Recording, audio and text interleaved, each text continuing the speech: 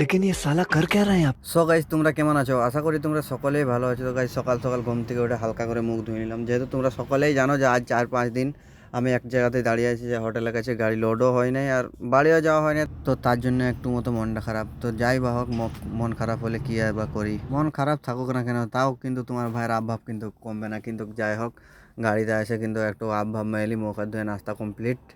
তারপর গাইজ আমি চলে যাই একটা লাইট মিস্ত্রি, যে লাইট মিস্ত্রিটা আমার গাড়ির কাজ করেছে। তোমরা সকলেই জানো এই মিস্ত্রিটাকে। ভাই সত্যি কিন্তু এই লাইট মিস্ত্রি ছোটো হতে পারে, কম বয়সের হতে পারে, আমার থেকে অনেক কম বয়স, কিন্তু কাজ ভালো করে।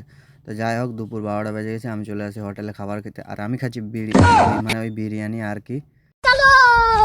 তো ভাই খাওয়া দাওয়া কমপ্লিট করে আমি চলে আসি গাড়িতে। গাড়িতে কিছু কাজ না থাকার কারণে আমি 2-4 ঘন্টা ঘুমাই। ঘুমার পর গাইজ সন্ধ্যাবেলায় ঘুম থেকে উঠে হালকা করে মুখ হাতটা ধুয়ে হালকা করে চাটা খেয়ে আমি চলে আসি লাইট মিস্ত্রির কাছে। আর আমার কাজ শুধু এখন একটাই, যে লাইট মিস্ত্রির কাছে বসে আড্ডা মারা। একটা টায়ার মিস্ত্রি আছে, তার কাছে আড্ডা মারা।